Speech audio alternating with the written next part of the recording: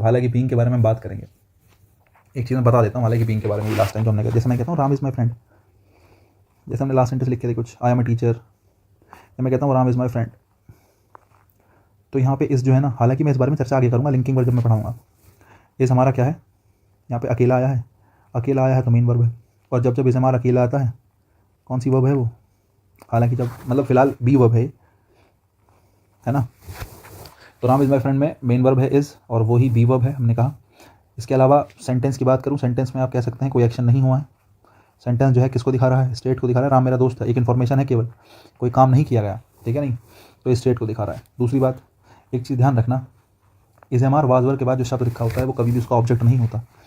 अगर is am are वाजवर अकेला आया है, अगर इज एम आर वाजवर अकेला आया है तो उसके बाद रखा हुआ शब्द उसका ऑब्जेक्ट नहीं होगा। जैसे मैं कहता हूँ I am a teacher, I am a teacher, you are my student, मैंने कहा मैं एक टीचर हूँ, तुम मेरे स्टूडेंट हो, राम मेरा मित्र है।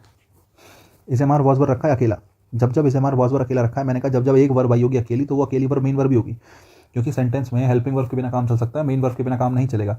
अगर सेंटेंस में एक ही वर्ब है तो वो अकेली वर्ब क्या होगी, मेन वर्ब होगी। दो वर्ब हैं तो एक हेल्पिंग वर्ब होगी और एक मेन वर्ब होगी। तीन वर्ब हैं तो एक हेल्पिंग वर्ब 1, एक हेल्पिंग वर्ब 2 और तीसरी मेन वर्ब। एक कॉमन सी बात है, मतलब ऐसा जनरली होता है। तो अगर एक ही वर्ब है तो वो मेन वर्ब है, तो यहाँ पे आर और यहाँ पे एम, ये दोनों के दोनों जो हैं ये मेन वर्ब हैं।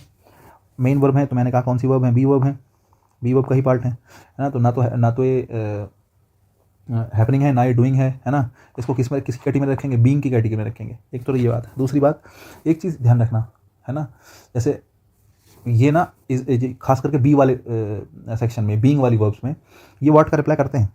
मैंने कहा आई एम व्हाट, मैं क्या हूँ, तो आप कहेंगे बोले सर टीचर। मैंने कहा यू आर व्हाट, तुम क्या हो, बोले सर हम तो स्टूडेंट हैं। बड़ी कॉमन सी बात है, व्हाट का रिप्लाई मिल रहा है। लेकिन ध्यान रखना, इस एम आर वॉज वर्ब के साथ कभी भी व्हाट का रिप्लाई मिल रहा है, उस बात से कोई फर्क नहीं पड़ता। ये चीज़ ध्यान रखना, इस एम आर वॉज वर्ब के साथ जो शब्द लिखा होता है वो ऑब्जेक्ट नहीं होता, इसको कॉम्प्लीमेंट कहा जाता है। क्या कहा जाता है, कॉम्प्लीमेंट। इस एम आर वॉज वर्ब के बाद जो शब्द लिखा होता है उसको कॉम्प्लीमेंट कहा जाता है, ये ऑब्जेक्ट नहीं होता। ऑब्जेक्ट क्यों नहीं होता, ये जो इस एम आर वॉज वर्ब के बाद शब्द है ऑब्जेक्ट नहीं है, तो मैं पूछूं क्यों नहीं, ऐसा क्या हो गया कि ऑब्जेक्ट नहीं बना। बच्चे ऑब्जेक्ट तब होता है जब कोई एक्शन हुआ है ना। अगर किसी वर्ब के पास ऑब्जेक्ट है ना तो उसमें क्या जरूर हुआ होगा, एक्शन हुआ होगा। सोच के देखो, मैंने आपको 2-3 चीज़ें बताई, वर्ब का हैपनिंग होना है ना, वर्ब का डूइंग होना, ठीक है, वर्ब का बीइंग होना है ना। जब कोई एक्शन किया गया है, ऑब्जेक्ट केवल तब होता है जब कोई एक्शन किया गया है। जब कोई एक्शन किया गया है केवल उसी सिचुएशन में आप ये मान के चल सकते हो कि ऑब्जेक्ट हो सकता है ना। इस सिचुएशन में भी श्योरिटी नहीं है, हो भी सकता है और नहीं भी हो सकता है ना। तो जनरली जब कोई एक्शन किया गया है तभी आप कह सकते हो कि हाँ भैया हमारे पास क्या है, जब कोई एक्शन आपने करा तभी आप ये कह सकते हो कि हमारे पास ऑब्जेक्ट होने की पॉसिबिलिटी है।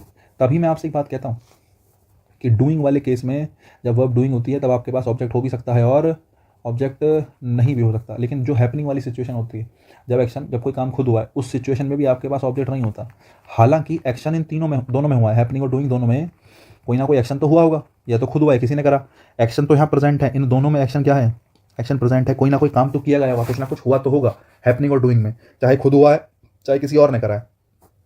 लेकिन बीइंग वर्ब के साथ तो बच्चे, बीइंग वर्ब में तो एक्शन प्रेजेंट ही नहीं होता, और अगर एक्शन प्रेजेंट नहीं है तो फिर ऑब्जेक्ट भी नहीं होगा। बीइंग वर्ब के साथ ऑब्जेक्ट होना पॉसिबल ही नहीं है, क्योंकि ऑब्जेक्ट तब होता है जब आप ये मान के चलें कि कुछ ना कुछ एक्शन किया गया है, कोई ना कोई एक्शन होने की पॉसिबिलिटी है, कोई ना कोई एक्शन किसी के द्वारा किया गया है, तभी आप उस सिचुएशन को मान के चलते हो क्या, कि एक्शन किया गया है, और एक्शन किया गया है तो ऑब्जेक्ट है। ठीक है, मैंने बहुत ज़्यादा और नहीं खींचूंगा, मैं ये चीज़ आपको पहले से बता चुका हूँ। तो is am are was verb के बाद जो शब्द रखा होता है, पहली बात तो ये क्या नहीं होता, ये ऑब्जेक्ट नहीं होता, इसको क्या बोलते हैं, कॉम्प्लीमेंट बोलते हैं। अब आप थोड़ा और डिटेल चाह रहे होंगे, बोले सर हमें तो ये अधूरी सी लग रही बात, अभी इसको लिंकिंग वो में बताऊंगा, फिलहाल इसको इतना होल्ड पे रखो है ना। Is am are was verb अकेला होता है तो एक्शन को ना दिखा के स्टेट को दिखाता है, अभी मैं इतनी बात करना चाह रहा था। इसके बाद मैंने कल कुछ बातें आपको बताई कि कहाँ प्रपोजिशन का यूज़ होना चाहिए, कहाँ प्रपोजिशन का यूज़ नहीं होना चाहिए, ये सारे डिस्कशन हमने करे, बढ़िया बात है। मैं कुछ सेंटेंसेस आपको देता हूँ जो जनरली अमूमन पेपर में पूछे गए हैं, ठीक है, जो एग्जाम्स में कुछ सेंटेंसेस पूछे गए हैं, मैं उनके बारे में चर्चा करता हूँ। मैं कुछ सेंटेंसेस आपके लिए लिखता हूँ, देखो ध्यान से सुनो। जैसे मैं कहता हूँ the man,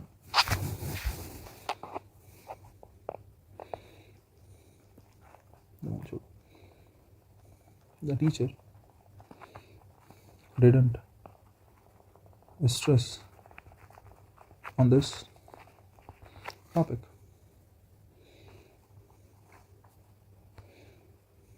We don't lack of public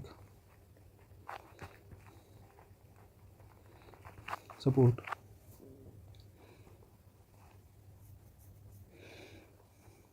most students have qualified in the exam.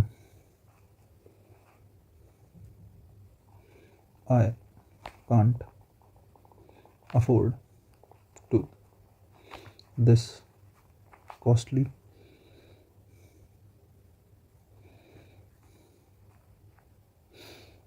I can't afford to this costly और क्या कार कह सकते हैं।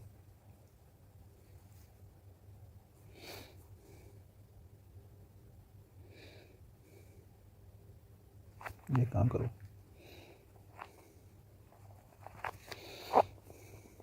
नेक्स्ट देखो, he never blames on his friends, they could not। Attempt कर सकते हैं आप लोग, समझे, मैं सेंटेंसेस इतने लिख रहा हूँ, आप इतने अटेम्प्ट कर सकते हैं, आपको लगता है कि हाँ ये गलती होनी चाहिए, ये चेंजेस होने चाहिए, आप कोशिश करो, ठीक है, बेहतर होगा आपके लिए।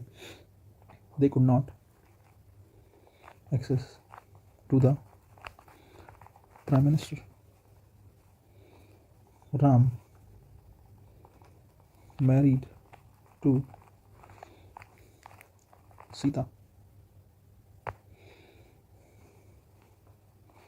we have ordered for 2 copies of this book। सुनो ध्यान से,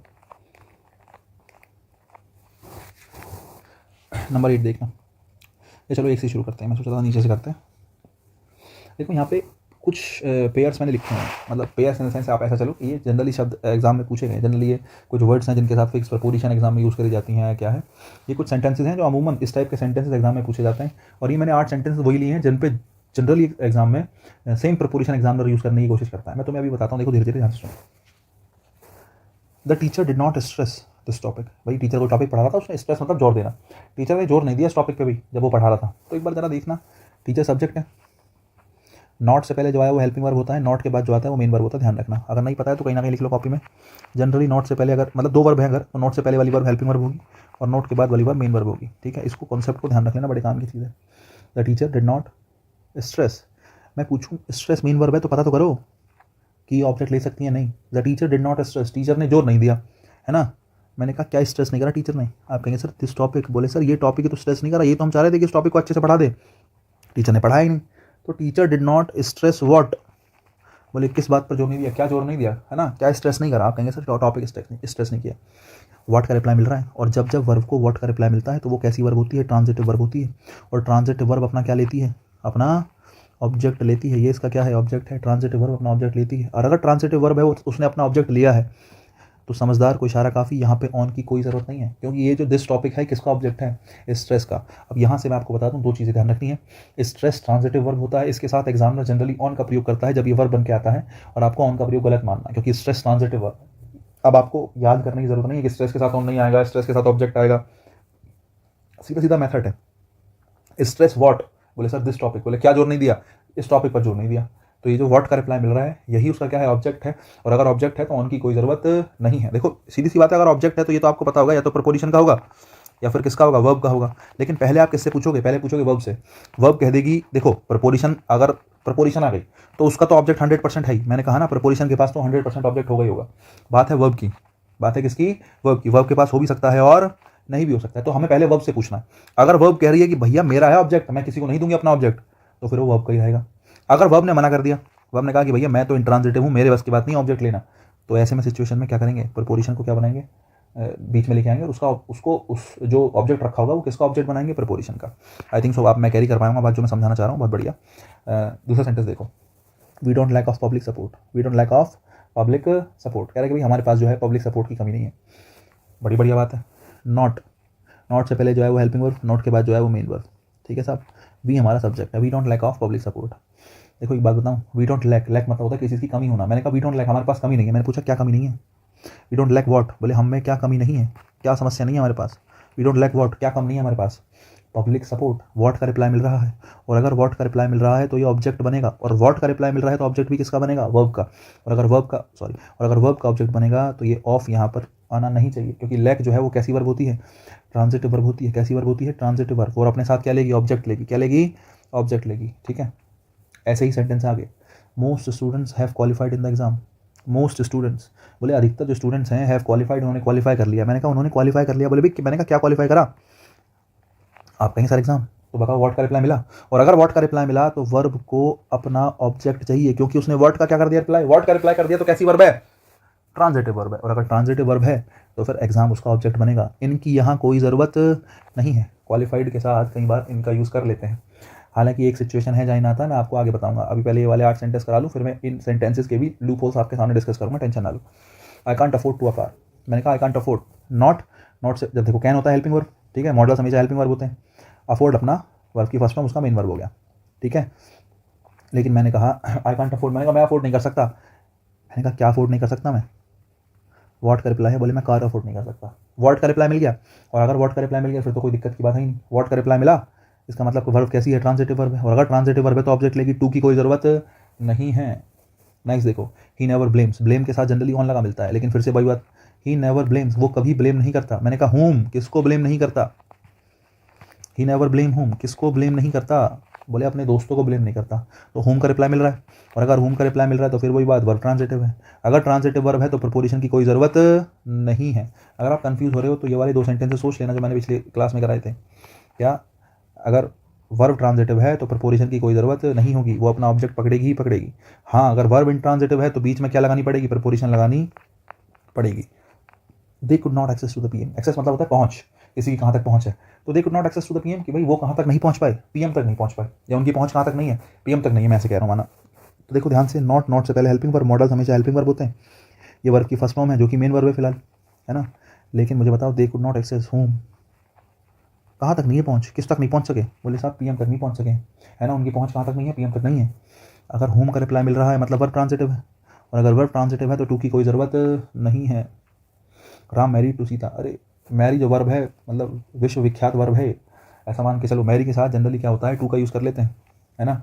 बहुत सी किताबों में लिखा भी होता है, क्या, लड़का लड़की से शादी करेगा तो टू आएगा, लड़की लड़के से करेगा तो टू नहीं आएगा, या ये आएगा या विद आएगा। कई जगह विद लिखा होता है, कई बार मैरिड विद, मैरिड टू, लड़का लड़की से करेगा टू, पता नहीं कौन क्या क्या लिख रहा है, समझे।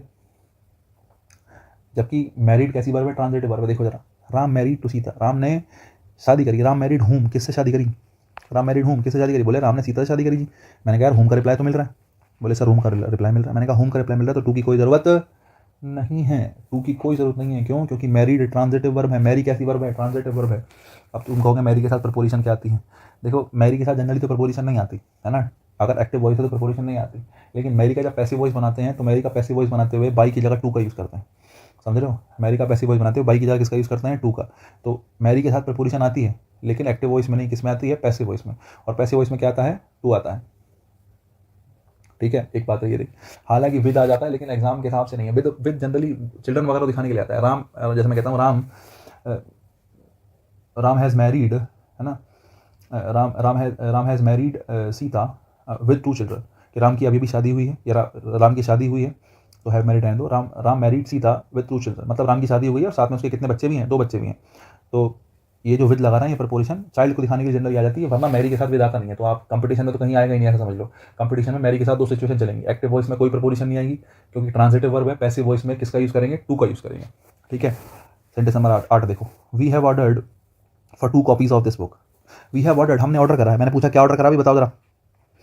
वी हैव ऑर्डर्ड, मैंने कहा क्या ऑर्डर करा, what, we have order what, 2 copies. तो 4 की कोई जरूरत नहीं है, ऑर्डर ट्रांजिटिव वर्ब है, अपना ऑब्जेक्ट किसको बनाएगा, 2 कॉपीज को बनाएगा। We have order 2 copies of preposition है दिस बुक, उसका ऑब्जेक्ट हो गया। तो कुल मिला के देखो मैंने 8 सेंटेंस आपको समझाए। ये 8 सेंटेंस उसी बात पे हैं जो मैंने कल की क्लास में लिया था, कि कल की क्लास में मैंने ये समझाने की कोशिश करी कि भाई ट्रांजिटिव क्या है, इंट्रांजिटिव क्या है, उसका सेंटेंस पे क्या इंपैक्ट पड़ता है। ये 8 सेंटेंसेस देखो, यहाँ से तुम याद रख सकते हो 8 के 8 क्या। एग्जामिनर स्ट्रेस के साथ, ये सारे वर्ब के रूप में बात कर रहा हूँ, नाउन के रूप में नहीं। स्ट्रेस के साथ ऑन लगाएगा, गलत है। लैक के साथ ऑफ लगाएगा, गलत है। क्वालिफाई के साथ इन लगाएगा, गलत है। अफोर्ड के साथ टू लगाएगा, गलत है। ब्लेम के साथ ऑन लगाएगा, गलत है। एक्सेस के साथ टू लगाएगा, गलत है। मैरिड के साथ टू लगाएगा, गलत है। ऑर्डर के साथ फॉर लगाएगा, गलत है। अगर ये सारे के सारे शब्द क्या बन रहे हैं, वर्ब बन रहे हैं, तो इनके साथ प्रपोजिशन की कोई जरूरत नहीं है, क्योंकि ये कैसी वर्ब होती हैं, ये सब के सब ट्रांजिटिव वर्ब के रूप में आते हैं। ठीक है, ये सब के सब ट्रांजिटिव वर्ब के रूप में आते हैं। देखो भाई अब आगे चलते हैं। देखो 2 सेंटेंस में तुम्हें और देता हूँ, और दो तुम्हें इंपॉर्टेंस समझ में आएगी। दो छोड़ो, 4 सेंटेंस में तुम्हें देता हूँ, तुम्हें इंपॉर्टेंस समझ में आएगी कि यार प्रपोजिशन की इंपॉर्टेंस क्या है, या मैं ऐसे कहूँ कि ट्रांजिटिव इंट्रांजिटिव की इंपॉर्टेंस क्या है। जैसे मैंने 2 सेंटेंस में दिए, 1 2 3 4। 2 सेंटेंस में आपको देता हूँ। पहला है he shot the tiger,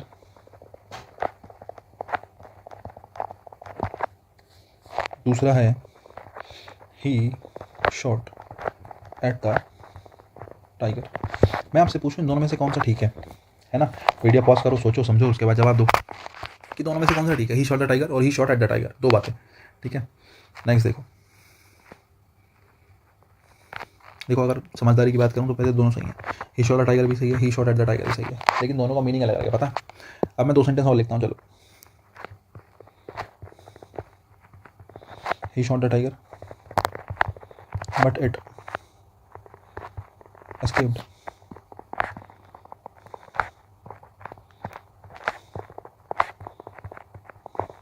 He shot a tiger and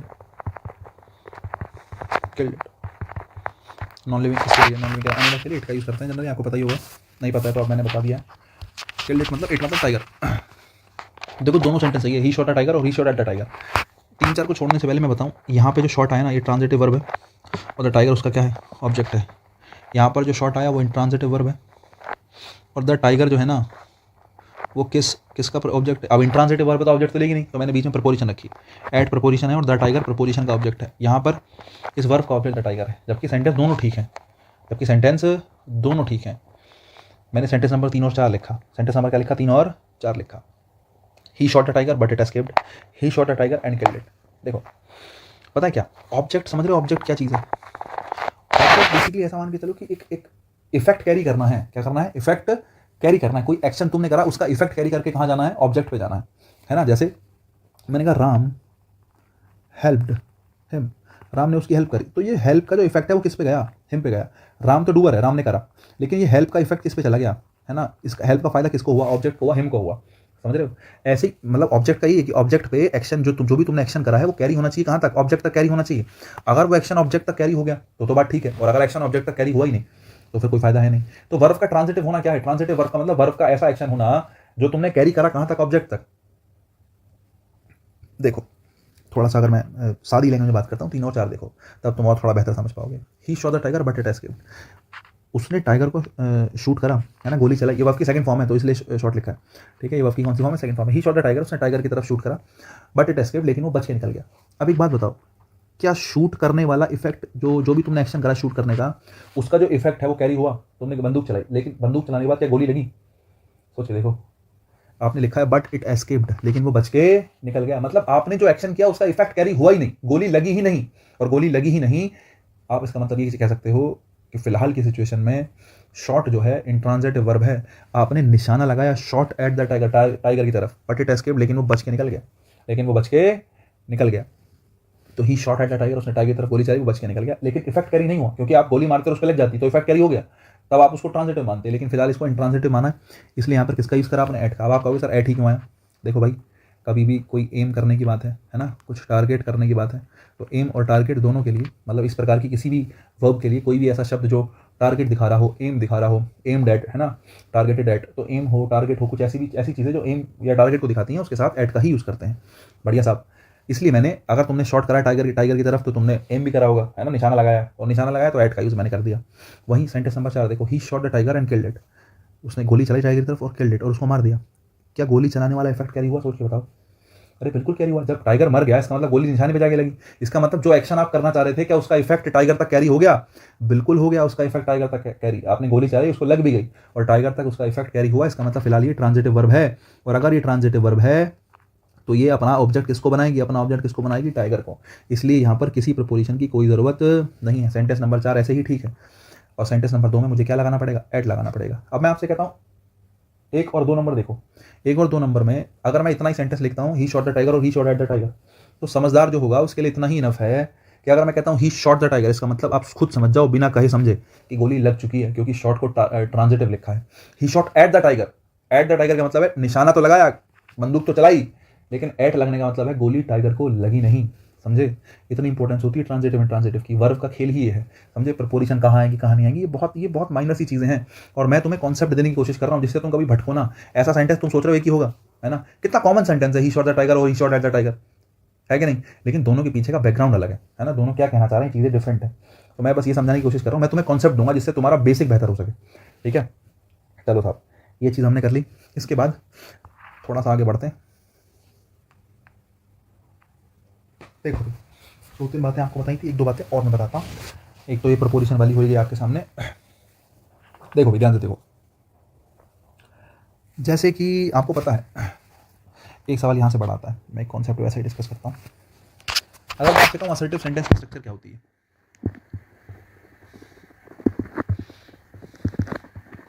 assertive sentence की स्ट्रक्चर होती है, बताओ सोच के। तो मैंने कहा बोले सर असर्टिव सेंटेंस की स्ट्रक्चर होती है कि आपके पास कोई सब्जेक्ट है, हेल्पिंग वर्ब है तो है, वरना मेन वर्ब तो है ही। वर्ब हो सकता है अपने साथ ऑब्जेक्ट रख रही हो, ये एक बेसिक स्ट्रक्चर असर्टिव की होती है। वहीं मैं आपसे कहूँ कि एक सेंटेंस हमारे पास इंटरोगेटिव भी होता है। इंटरोगेटिव सेंटेंस की स्ट्रक्चर क्या होती है, तो आप कहेंगे सर इंटरोगेटिव सेंटेंस भी 2 टाइप के होते हैं। एक तो यस और नो टाइप होता है, वैसे तो क्लोज एंडेड ओपन एंडेड होते हैं ये, लेकिन चलो देसी भाषा में यस और नो टाइप, और एक हमारा WH टाइप। अब मैंने आपसे कहा यस और नो टाइप जो होता है इसमें जनरली क्या होता है, हेल्पिंग वर्ब सब्जेक्ट से कहाँ जाती है, पहले आ जाती है। इंटरोगेटिव की पहचान ही है, अगर किसी सेंटेंस को इंटरोगेटिव कह रहे हो तो उसकी बेसिक पहचान है ही ये कि भाई सब्जेक्ट से पहले क्या आ जाएगी, हेल्पिंग वर्ब आ जाएगी, प्लस मेन वर्ब ऐसी की ऐसी, प्लस ऑब्जेक्ट वगैरह कुछ है या कुछ एक्स्ट्रा वर्ड्स हैं, और लास्ट में क्वेश्चन मार्क। WH वर्ड में क्या होता है कि सबसे पहले WH वर्ड आ जाता है ना, उसके बाद हेल्पिंग वर्ब तो पहले आएगी, plus subject plus main verb, object है तो है वरना कोई बात नहीं, dot dot dot question mark. ये 2 स्ट्रक्चर मैंने आपको सिखाई, बड़ी अच्छी बात है यार। अब देखो कई बार ऐसा होता है आपको हेल्पिंग वर्ब दी नहीं होती, हेल्पिंग वर्ब आपको दी नहीं होती, तो उस सिचुएशन में आपको हेल्पिंग वर्ब सब्जेक्ट से पहले उठा के रखनी होती है। उस सिचुएशन में आपको हेल्पिंग वर्ब सब्जेक्ट से कहाँ, सब्जेक्ट से पहले उठा के रखनी होती है। मैं 1-2 सेंटेंस आपको देता हूँ, ध्यान से सुनो। एक सेंटेंस है why have you no friends. एक सेंटेंस है why do you have no friends. मैंने पूछा आपसे कौन सा ठीक है, बताओ। तो समझदार आदमी बता सकता है कि कौन सा ठीक है। अब स्ट्रक्चर तुम्हारे सामने लिखी है इसलिए मैंने, जिससे तुम कंफ्यूज ना हो। देख लो जरा स्ट्रक्चर। WH वर्ड कई बार शुरू में आ जाता है ना, कई बार क्या WH टाइप होगा तो शुरू में ही आएगा। सब्जेक्ट से पहले केवल हेल्पिंग वर्ब आती है। मेन वर्ब हमेशा सब्जेक्ट के कहाँ रहती है, बाद में रहती है। कोई भी सिचुएशन हो, मेन वर्ब हमेशा सब्जेक्ट के कहाँ, मेन वर्ब हमेशा सब्जेक्ट के बाद में। अगर तुम पहला सेंटेंस देखोगे तो यहाँ WH वर्ड है, ठीक है, यू आपका सब्जेक्ट हो गया, नो फ्रेंड्स, फ्रेंड्स हो गया नाउन, नो होता है डिटरमिनर, या चलो एडजेक्टिव कह लो सीधी भाषा में, एडजेक्टिव। और एडजेक्टिव क्वालिटी बताने के लिए किसकी है, नाउन की, ठीक है।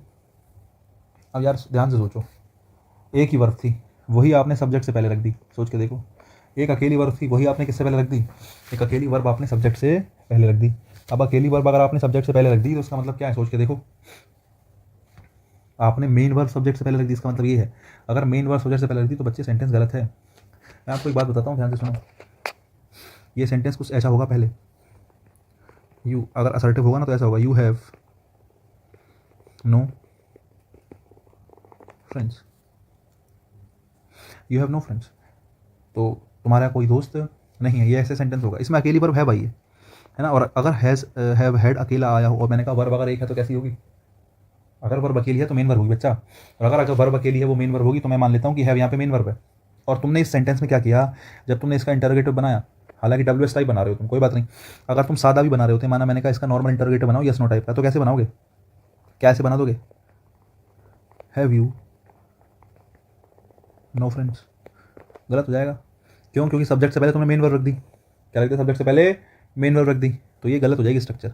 अब ऐसी सिचुएशन में क्या करोगे, जब आपके पास अकेली वर्ब है, आपके पास कैसी वर्ब है, अकेली वर्ब है, तो उसमें तुम क्या करते हो, वो वर्ब उठा के अकेली वर्ब को पहले का पहले रख देते हो कि भाई पूरी की पूरी वर्ब उठा के पहले रख दी, गलत हो जाएगा। आप ये देखो कि वर्ब कौन सी फॉर्म में है। जैसे हैज़ हैव होता है, वर्ब की फर्स्ट फॉर्म होती है। अगर आपको ना पता हो तो हैज़ और हैव वर्ब की कौन सी फॉर्म होता है, फर्स्ट फॉर्म। हैड वर्ब की कौन सी फॉर्म होता है, सेकंड फॉर्म। और हैड ही वर्ब की कौन सी फॉर्म होता है, थर्ड फॉर्म। और एक होता है हैविंग, वो वर्ब की कौन सी फॉर्म होता है, बोले सर आईएनजी फॉर्म। तो अगर हैज़ हैव की बात करूँ, वर्ब की फर्स्ट फॉर्म होता है ना। वर्ब की कौन सी फॉर्म होता है, फर्स्ट फॉर्म। तो आप देख लो वर्ब की फर्स्ट फॉर्म के लिए क्या हमारे पास हेल्पिंग वर्ब होती है। अगर मुझे इमरजेंसी वर्ब की फर्स्ट फॉर्म के लिए हेल्पिंग वर्ब लगानी पड़े तो फिलहाल यहाँ डू या डस का यूज़ करेंगे। किसका यूज़ करेंगे, डू या डस का। सेकंड फॉर्म के लिए कुछ लगाना पड़ेगा तो किसका यूज़ करेंगे, डिड का यूज़ करेंगे। तो आपने ये हैव को शुरू में लगा के गलत कर दिया। इस सेंटेंस को ऐसे ठीक कर सकते हैं क्या, देखना जरा। यू सब्जेक्ट है, बोले सर सब्जेक्ट है, डब्ल्यू एच वर्ड शुरू में आ गया, मैंने कहा आ गया। हैव आपकी मेन वर्ब है। मैंने आपसे कहा कि अगर सेंटेंस कैसा बना रहे हैं, इंटरोगेटिव बना रहे हैं, तो सब्जेक्ट से पहले केवल हेल्पिंग वर्ब आनी चाहिए। तो आपने हैव को देखा कि हैव वर्ब की कौन सी फॉर्म है, फर्स्ट फॉर्म है। तो आपने वर्ब की फर्स्ट फॉर्म की हेल्पिंग वर्ब अपनी तरफ से रख दी। फर्स्ट फॉर्म के लिए हेल्पिंग वर्ब क्या आ सकती है, बोले सर डू या डज आती है। डू आता है प्लूरल के साथ, यू हमेशा प्लूरल माना जाता है वर्ब के रूप में। तो अगर यू को प्लूरल मानते हैं तो आपने उसके साथ किसका यूज़ करा, आपने उसके साथ यूज़ करा किसका, डू का। आपने इसके साथ डू का यूज़ कर लिया। जैसे आपने डू लगाया, ये हेल्पिंग वर्ब हो गई और मेन वर्ब सब्जेक्ट के बाद ही रखी है, तो सेंटेंस की स्ट्रक्चर बैलेंस्ड हो गई। और ये सेंटेंस बिल्कुल क्या है, ये सेंटेंस बिल्कुल ही सही है, कोई समस्या की कोई दिक्कत की बात नहीं है। ठीक है, देखो एक दो सेंटेंस और देता हूँ इसी टाइप के।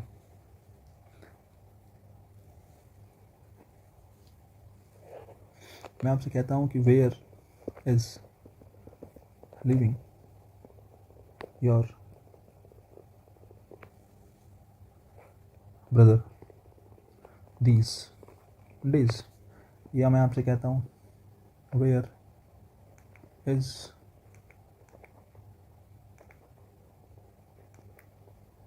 Your brother living these days.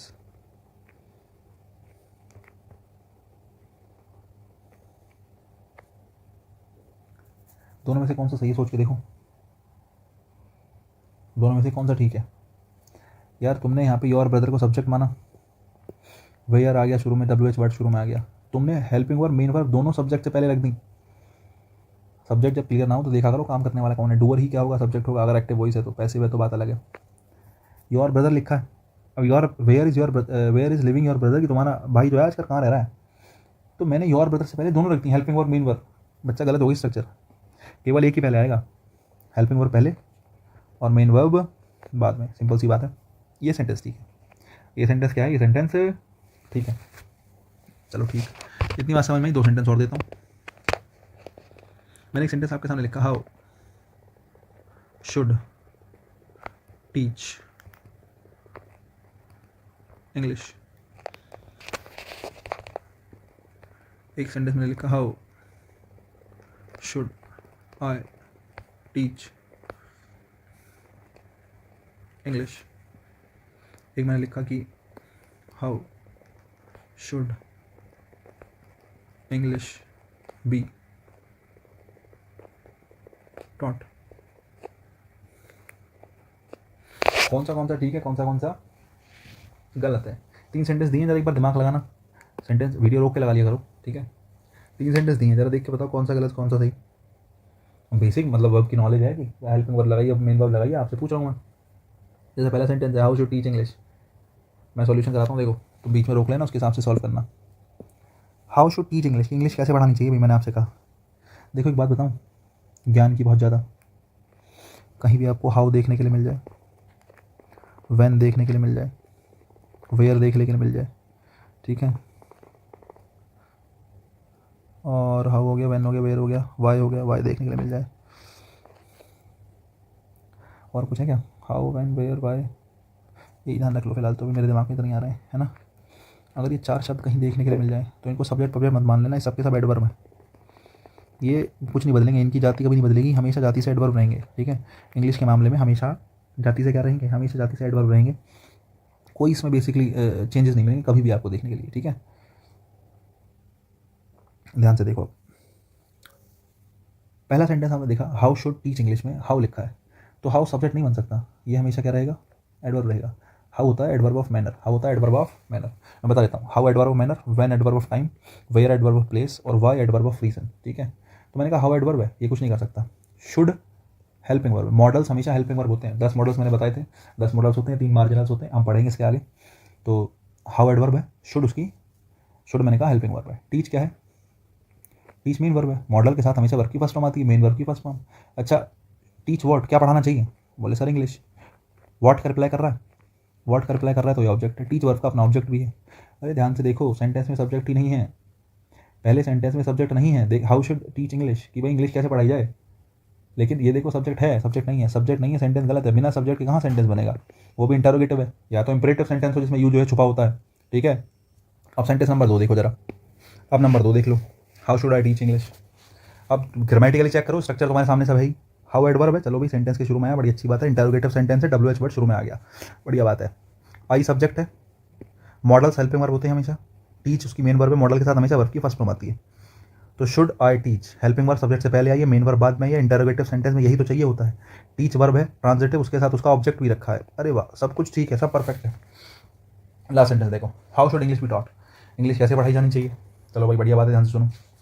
How subject है, सॉरी हाउ एडवर्ब है, माफ़ी चाहता हूँ, हाउ एडवर्ब है, बढ़िया बात। इंग्लिश फिलहाल यहाँ पे, क्योंकि देखो शुड हेल्पिंग वर्ब, ये सब्जेक्ट हो गया, हेल्पिंग वर्ब 1, हेल्पिंग वर्ब 2, और ये हमारी क्या हो गई, ये हमारी मेन वर्ब हो गई। अब तुम कहोगे सर सब्जेक्ट, सब्जेक्ट बच्चा अभी इंग्लिश है, क्योंकि सेंटेंस एक्टिव वॉइस नहीं पैसिव वॉइस में है ना। अब हालांकि अगर तुम चाहो तो बाय भी लगा लो लास्ट में, थोड़ा बहुत तुम स्कूल में अगर में पढ़े हो तो बाय भी लगा देते, कई बार नहीं दिया होता तो, या लगा सकते हैं, कोई दिक्कत नहीं है। तो how should English be taught by me, English मेरे द्वारा कैसे पढ़ाई जाए। How should English be taught, देखो मॉडल के साथ हमेशा वर्ब की फर्स्ट फॉर्म आती है, मॉडल के साथ हमेशा वर्ब की first form I. Passive voice में बी प्लस वर्ब की थर्ड फॉर्म का यूज़ करते हैं, तो आपने मॉडल के साथ बी लगाया और मेन वर्ब को किस फॉर्म में चेंज कर दिया, थर्ड फॉर्म में चेंज कर दिया। सेंटेंस में कोई कमी नहीं है बच्चे, सेंटेंस बिल्कुल 100% ठीक है। तो कुल मिला के इस चीज़ का ध्यान रखना कि सब्जेक्ट से पहले हेल्पिंग वर्ब रखी हो, कहीं कभी आप गलती से सब्जेक्ट से पहले मेन वर्ब उठा के रख दो, वो चीज़ गलत होती है। ठीक है, एक दो चीज़ और हैं WH वर्ड से ही रिलेटेड, जैसे मैं आपको बता चुका हूँ इससे पहले, मैं आप थोड़ा सा आपको एग्जाम्पल देके बता दूंगा। मैंने बताया था हु क्या बनता है, सब्जेक्ट बनता है, हु क्या बनता है, सब्जेक्ट बनता है। कहीं तुम्हें होम मिलेगा तो वो ऑब्जेक्ट बना मिलेगा, WH वर्ड के बारे में बता रहा हूँ। होम मिलेगा तो क्या बना मिलेगा, ऑब्जेक्ट बना मिलेगा। ठीक है, ये दोनों के दोनों किसके लिए आते हैं, लिविंग के लिए यूज़ होते हैं, ध्यान रखना। कहीं व्हाट मिलेगा, दोनों बना मिलेगा, हो सकता है व्हाट सब्जेक्ट हो सकता है व्हाट क्या हो, ऑब्जेक्ट हो। पहचानना तुम्हें पड़ेगा, और नहीं पहचान पाओगे तो 100% गलती करोगे। व्हाट सब्जेक्ट है या ऑब्जेक्ट है तुम्हें पहचानना पड़ेगा। लिविंग के लिए नहीं आता, किसके लिए आता है, नॉन लिविंग के लिए आता है। ठीक है, हिंदी की बात करें तो हु की हिंदी कौन होती है, होम होता है, किसको, व्हाट होता है, क्या, लिख इसलिए दिया है, कई बार होता है बच्चों को कन्फ्यूजन रहता है, तो मैंने हिंदी थोड़ी सी बता दी। ठीक है साहब, तो WH वर्ड कई बार सब्जेक्ट ऑब्जेक्ट बन जाते हैं, WH वर्ड क्या बन जाते हैं, सब्जेक्ट ऑब्जेक्ट बन जाते हैं। अब इस हिसाब से ज़रा मुझे देख के बताओ, मैं एक दो सेंटेंस लिख रहा हूँ, क्या वो सही है या गलत है। जैसे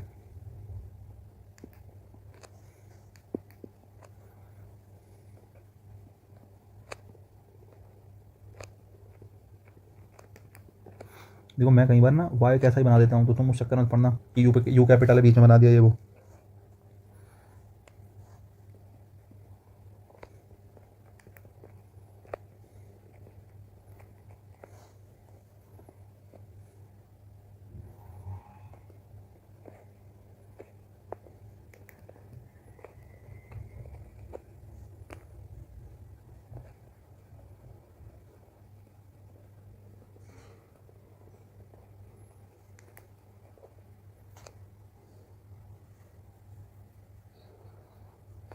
जैसे मैंने 4 सेंटेंस लिखे, क्या चारों के चारों ठीक हैं, देख के बताओ भाई। बढ़िया सेंटेंस है चारों, 3 ठीक है, मुझे लगता है 1 गलत है। आ जाओ जरा। मैंने कहा हु हेल्प्ड यू, तुम्हारी मदद किसने करी है। देखो हेल्प्ड यहाँ पे वर्ब है, वर्ब के बाद ऑब्जेक्ट आता है, यू ऑब्जेक्ट है, और वर्ब से पहले सब्जेक्ट आता है, तो हु क्या है, सब्जेक्ट है। अब आप कहोगे सर आपने तो बताया है कि इंटरोगेटिव सेंटेंस अगर हो तो हेल्पिंग वर्ब रखी जाती है सब्जेक्ट से पहले, हेल्पिंग वर्ब सब्जेक्ट से कहाँ रखी जाती है, पहले रखी जाती है। मैंने कहा अरे बिल्कुल बताया यार कि हेल्पिंग वर्ब सब्जेक्ट से पहले रखेंगे, लेकिन हु सब्जेक्ट है और जैसे हेल्प्ड लिखा है, हेल्प वर्ब की सेकंड फॉर्म है, सेकंड फॉर्म के लिए हेल्पिंग वर्ब हमारे पास डिड होती है, तो आपको डिड रखना चाहिए, तो सब्जेक्ट से पहले रखते हैं। मैंने आपको अभी ऊपर बताया कि हु जो है वो क्या बनता है, अगर कहीं हु यूज़ हुआ है तो वो सब्जेक्ट बनेगा। बोले सर अच्छी बात है, तो हु बन गया सब्जेक्ट, हेल्प हो गई वर्ब, यू हो गया ऑब्जेक्ट। वर्ब की सेकंड फॉर्म आई है, सेकंड फॉर्म के लिए डिड का यूज़ करते हैं। तो सब्जेक्ट से पहले हेल्पिंग वर्ब रखने का मतलब है हु से पहले डिड रखना। लेकिन क्या है ग्रामेटिकली ठीक होगा? नहीं, ये ग्रामेटिकल ठीक नहीं होगा। क्यों ठीक नहीं होगा ग्रामेटिकली? क्योंकि WH वर्ड ही क्या है? सब्जेक्ट है। और अगर सेंटेंस इंटरोगेटिव है तो इंटरोगेटिव सेंटेंस में सबसे पहली चीज़ अगर आएगी तो क्या आएगी? WH वर्ड आएगी। तो इस सेंटेंस में चाह कर भी डिड रखने की कोई ज़रूरत नहीं है। ये सेंटेंस अपने आप में बिल्कुल ठीक है। Who helped you. दूसरा सेंटेंस देखो, हुम यू हेल्प्ड। जैसे यू सब्जेक्ट है, मैंने कहा सर है, मैंने कहा हुम क्या बनता है? ऑब्जेक्ट बनता है। मैंने कहा चलो ऑब्जेक्ट भी है। अब आप कहोगे सर आपने बताया सब्जेक्ट हमेशा पहले आता है, ऑब्जेक्ट हमेशा बाद में आता है, लेकिन यहाँ तो ऑब्जेक्ट पहले लिखा है। अरे ऑब्जेक्ट आता तो बाद में ही है, लेकिन फिलहाल ऑब्जेक्ट है कौन? WH वर्ड है। और WH वर्ड हमेशा सेंटेंस के कहाँ आएगा? स्टार्टिंग में आएगा। फिर वो सब्जेक्ट हो, ऑब्जेक्ट हो, एडवर्ब हो, कुछ भी हो, उस बात से कोई फर्क नहीं पड़ता। तो ऑब्जेक्ट पहले आ गया, सब्जेक्ट आ गया। हेल्प आपकी मेन वर्ब हो गई, ये रखिए। लेकिन मैंने कहा सेंटेंस कैसा है? बोले इंटरोगेटिव। इंटरोगेटिव है तो सब्जेक्ट से पहले हेल्पिंग वर्ब होनी चाहिए। अरे अब की बार WH वर्ड सब्जेक्ट नहीं है, WH वर्ड अब की बार ऑब्जेक्ट है, तो सब्जेक्ट से पहले हेल्पिंग वर्ब होनी चाहिए कि नहीं? बोले सर बिल्कुल होनी चाहिए। और अगर होनी चाहिए तो यहाँ वर्ब की कौन सी फॉर्म है? सेकंड फॉर्म है। सेकंड फॉर्म है तो अपनी तरफ से क्या लिखो? डिड लिखो। क्या लिखो? डिड। और अगर यहाँ डिड आ गया तो हेल्प नहीं किसका यूज़ करेंगे? हेल्प नहीं किसका यूज़ करेंगे? हेल्प का, क्योंकि डिड यहाँ सेकंड फॉर्म यहाँ आ गई ना, तो ये आपने हेल्प लिख दिया। अब सेंटेंस ठीक है, होम डिड यू हेल्प, कि तुमने किसकी मदद करी है बताओ ज़रा, ये सेंटेंस ठीक है। तीसरा देखो, व्हाट कैन यू डू, कि तुम क्या कर सकते हो बताओ। अब ध्यान से सुनना, दोनों सेंटेंस व्हाट वाले हैं। यू सब्जेक्ट है, बोले सर बढ़िया। कैन हेल्पिंग वर्ब है, सब्जेक्ट से पहले हेल्पिंग वर्ब आई है क्योंकि सेंटेंस इंटरोगेटिव है, बढ़िया बात है। सब्जेक्ट के बाद मेन वर्ब आई है। अब आप कहोगे सर डू कैसी वर्ब है? मैंने कहा बताओ डू कैसी वर्ब है ना। व्हाट कैन यू डू, तुम क्या कर सकते हो, है ना। तो डू कर सकते हो, क्या कर सकते हो। अब मैंने तुम्हें बताया व्हाट जो है या तो सब्जेक्ट बनेगा या ऑब्जेक्ट बनेगा। अब तुम ध्यान से देखो, तुम्हारे पास सब्जेक्ट तो पहले ही रखा है, सॉरी सब्जेक्ट तो तुम्हारे पास पहले ही रखा है यू, तुम्हारे पास सब्जेक्ट है, इसका मतलब व्हाट यहाँ पे क्या करने आया है? व्हाट यहाँ पे एज अ ऑब्जेक्ट आया बच्चा। What can you do, sentence बिल्कुल ठीक है, कोई दिक्कत की बात नहीं है, ठीक है। नंबर 4 देखो, मैंने कहा व्हाट इज़ योर नेम, तुम्हारा नाम क्या है बताओ जरा। इस जो है अकेला आया है, अकेला आया है तो मेन वर्ब है। योर नेम उसका कॉम्प्लीमेंट है। इस एम आर के बाद, इस एम आर वॉज वर्ब के बाद क्या कोई भी शब्द जो रखा है वो कॉम्प्लीमेंट होता है, उसको ऑब्जेक्ट नहीं कहते। और कॉम्प्लीमेंट के स्थान पे नाउन आ सकता है, प्रोनाउन आ सकता है, एडजेक्टिव आ सकता है। क्या आ सकता है? नाउन, प्रोनाउन और एडजेक्टिव। जनरली तो ऐसा ही होता है, हालांकि एडवर्ब भी आ जाता है, लेकिन कुछ एडवर्ब जैसे एडवर्ब ऑफ मैनर वगैरह ये कई बार नहीं आते हैं। ऐसे एडवर्ब जो एक्शन के लिए आते हैं वो एडवर्ब नहीं आते। जनरली इतना याद रखो, नाउन, प्रोनाउन, एडजेक्टिव, ये बात आप एडवर्ब में पढ़ोगे। व्हाट इज योर नेम, मैंने कहा तुम्हारा नाम क्या है, मेन वर्ब, वर्ब के बाद कॉम्प्लीमेंट। बोले सर सब्जेक्ट तो बताओ, मैंने कहा बिल्कुल है। मैंने कहा WH80 व्हाट, या तो सब्जेक्ट बनता है या ऑब्जेक्ट बनता है। बोले सही बात है सर।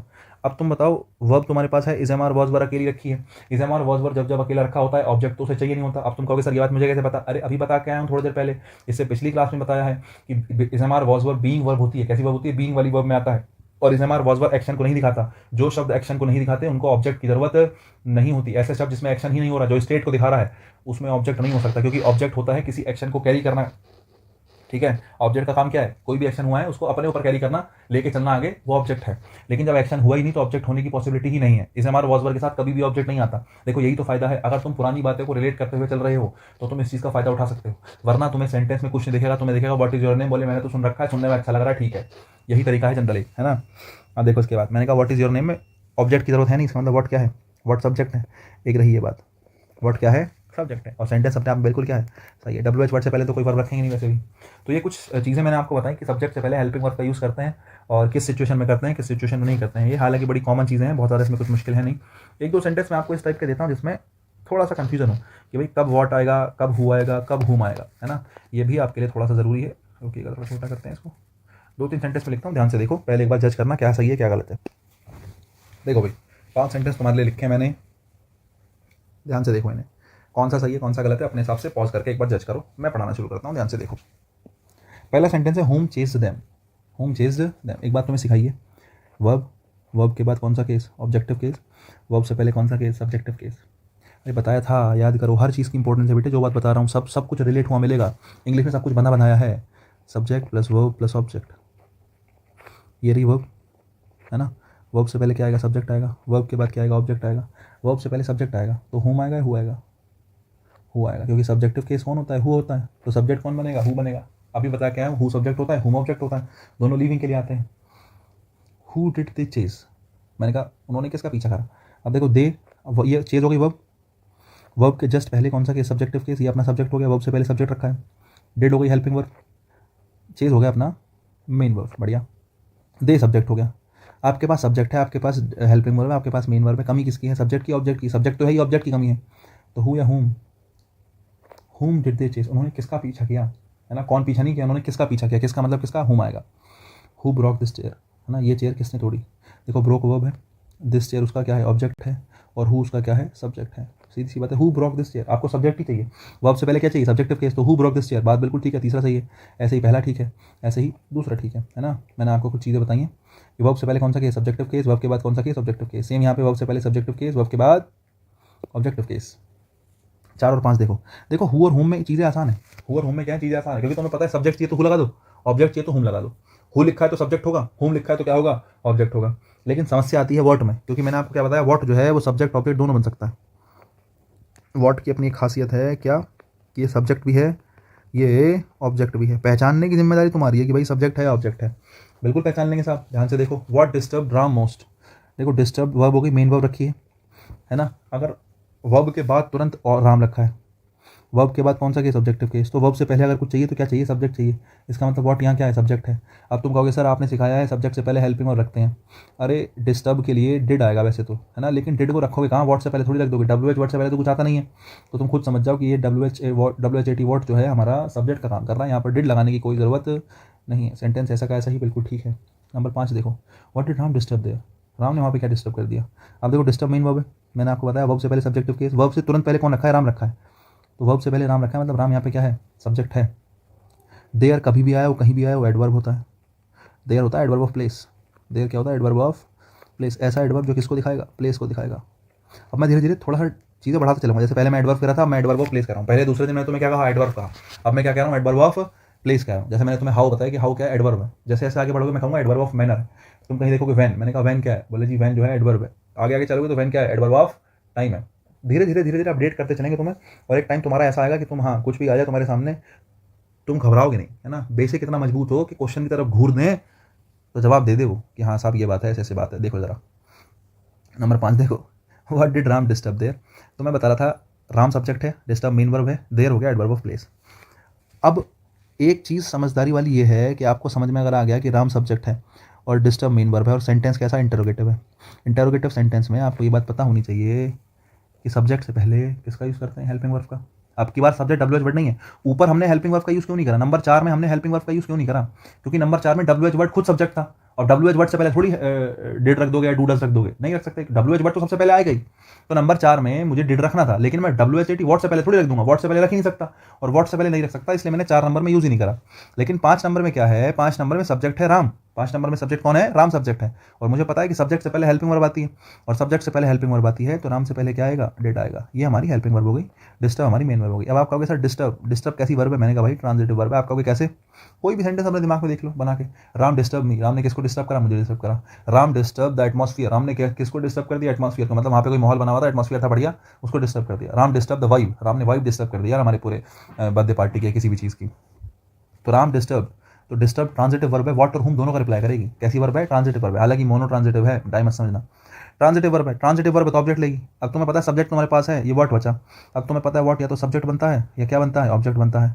सब्जेक्ट तो ऑलरेडी बनता है, तो सब्जेक्ट तो है नहीं, ये क्या बनेगा, ऑब्जेक्ट बनेगा। किसका बनेगा, वर्ब का बनेगा। अब तुम कहोगे सर ऑब्जेक्ट तो बाद में रखा होता है, लेकिन फिर वही बात, WH वर्ड है तो बाद में तो आने से गया, कहाँ ही आएगा, शुरुआत में ही आएगा। जय माता दी, हो गया आपके 5 के 5 क्वेश्चन, बढ़िया परफेक्ट बिल्कुल। तो ये मैंने कुछ क्वेश्चन बताए कि हेल्पिंग वर्ब कहाँ आनी चाहिए, कब आनी चाहिए, कब नहीं आनी चाहिए, कुछ बेसिक क्वेश्चन थे जो हमने डिस्कस करे। ठीक है, चलो भाई थोड़ा बहुत और फिर से आगे चलते हैं। देखो मैं तुम्हें 2-4 चीज़ें बता देता हूँ जो मैंने अभी ऊपर बताई थी, मैं एक बार लिख देता हूँ सारी। ठीक है, एक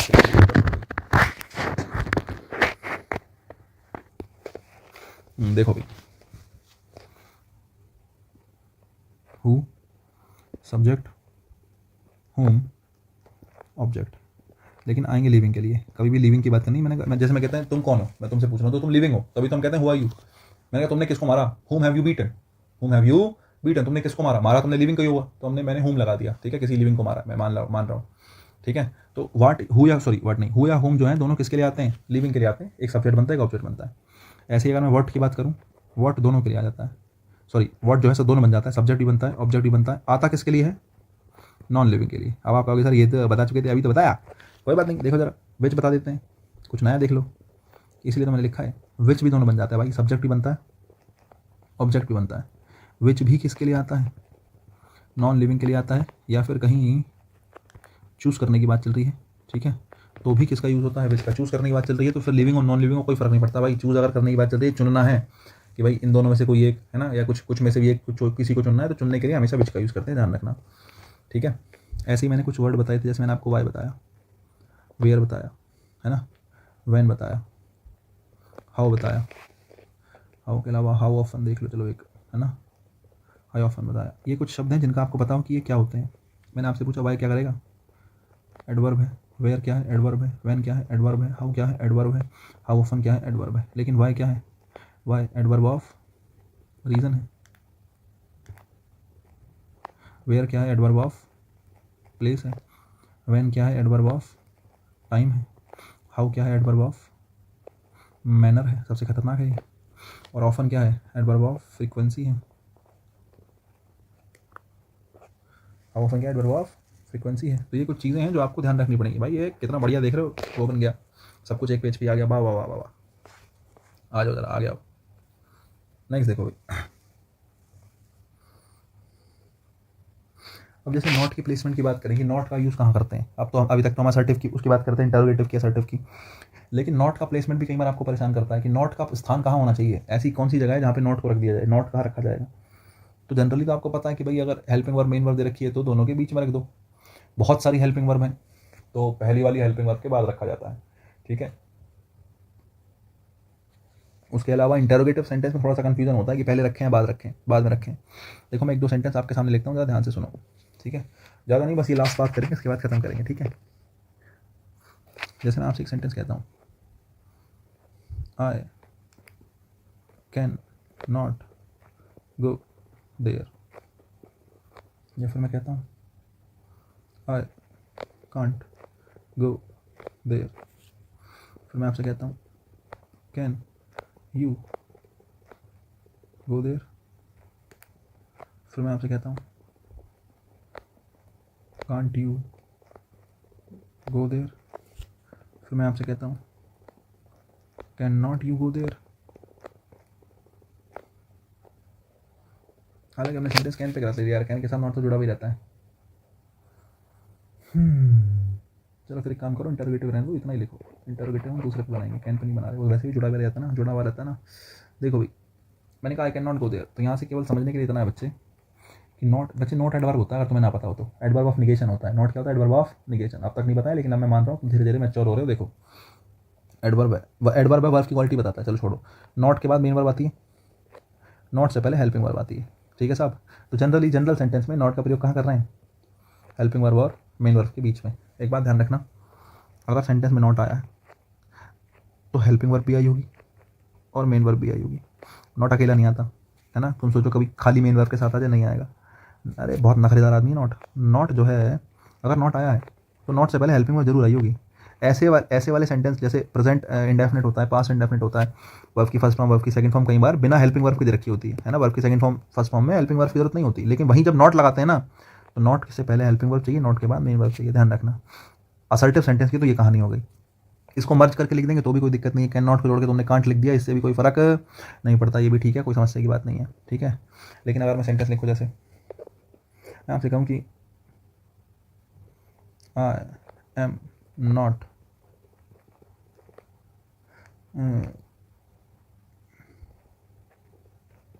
आई एम नॉट टीचिंग इंग्लिश। बोले sir am helping verb, teaching main verb. मैंने कहा हेल्पिंग वर्ब मेन वर्ब के बीच में नॉट आएगा, बिल्कुल सही है। मैंने सेंटेंस का इंटरोगेटिव बनाने के लिए कहा, तो आप क्या कहेंगे, सोच के देखो। आप कहेंगे am I not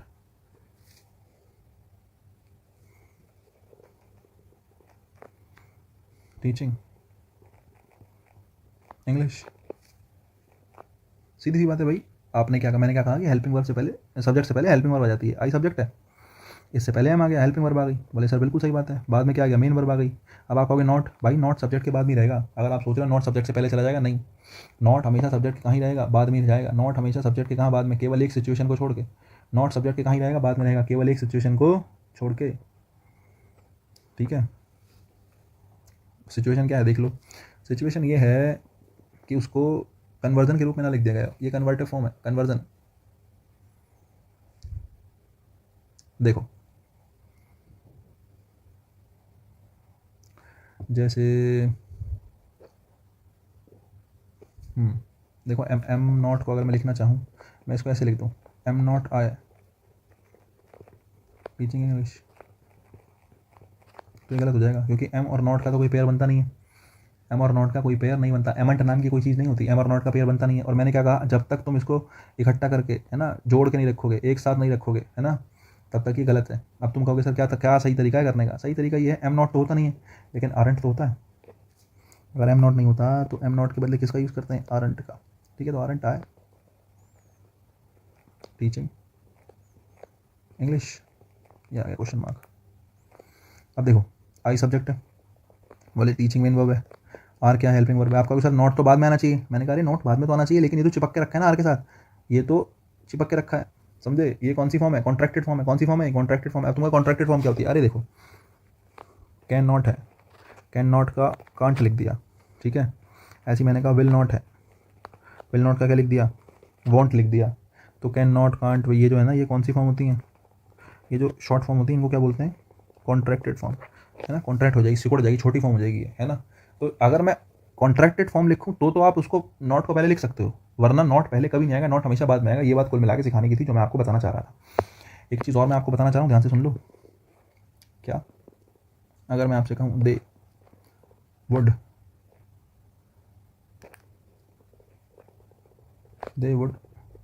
have been arrested. अब समझदार अगर आप हो ना तो दे सब्जेक्ट है, पेन बदल लेता हूँ।